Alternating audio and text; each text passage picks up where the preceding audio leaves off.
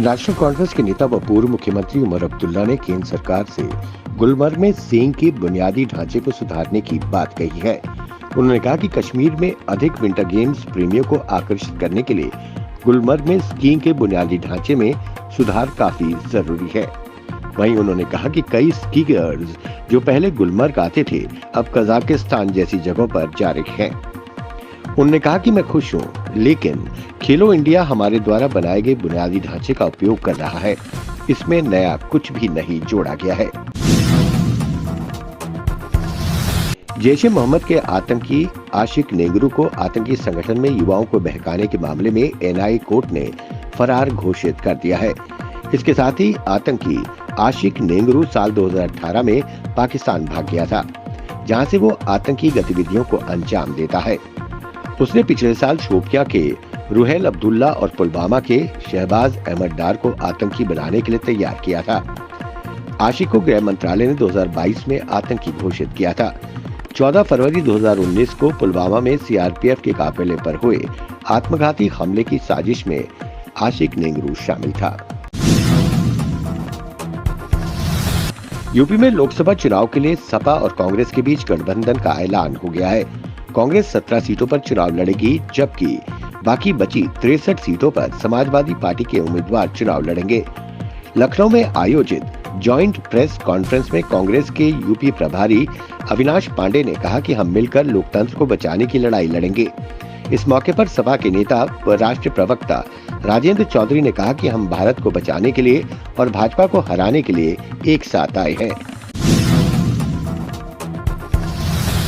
प्रधानमंत्री नरेंद्र मोदी की जम्मू में जनसभा में लोगों की भारी भीड़ से उत्साहित प्रदेश भाजपा प्रमुख रविंद्र रैना ने आगामी लोकसभा चुनाव में जम्मू कश्मीर और लद्दाख की सभी 6 लोकसभा सीटें जीतने का विश्वास जताया।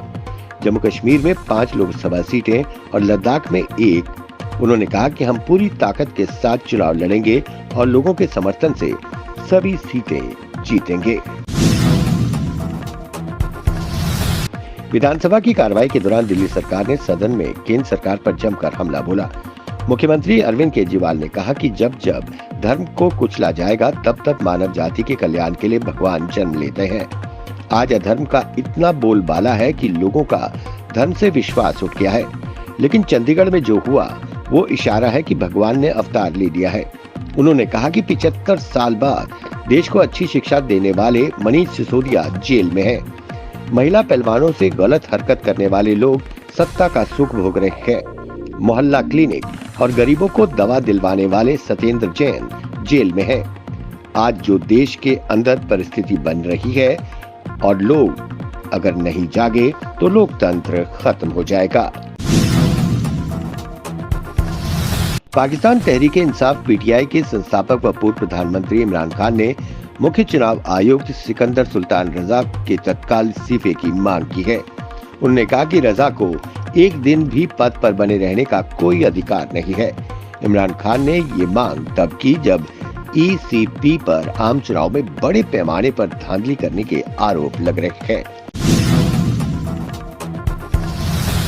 पाकिस्तान में 8 फरवरी को आम चुनाव हुए थे, जिसके बाद से ही राजनीतिक गलियारों में हलचल मची हुई है। तमाम संगठनों का आरोप है कि चुनाव में धांधली की गई। इस बीच अमेरिका ने कहा कि पाकिस्तान आम चुनाव में हस्तक्षेप और धोखाधड़ी के दावों की जांच होनी चाहिए। अमेरिका ने चुनावी धांधली के आरोपों के बीच कहा कि पाकिस्तान के कानूनों के तहत पारदर्शी जांच निष्पक्ष लोकतंत्र के लिए जरूरी है। जम्मू कश्मीर के विश्व प्रसिद्ध स्की रिजॉर्ट गुलमर्ग में बुधवार से खेलो इंडिया विंटर गेम्स का शुभारंभ हो गया। खेलो इंडिया विंटर गेम्स के चौथे संस्करण में 20 राज्यों और केंद्र शासित प्रदेशों के करीब 20,000 एथलीट, अधिकारी और सहायक कर्मचारी भाग ले रहे हैं। ये गेम्स 25 फरवरी तक जारी रहेंगे। वहीं उपराज्यपाल मनोज सिन्हा ने उद्घाटन के बाद कहा कि मैं समझता हूं कि ये दिन खेलो इंडिया विंटर गेम्स में भाग लेने वाले सभी एथलीटों के लिए बहुत महत्व रखता है। उन्होंने इस पल की तैयारी के लिए कई साल समर्पित किए होंगे। मैं कामना करता हूं कि उनकी सारी मेहनत सफल हो जाए।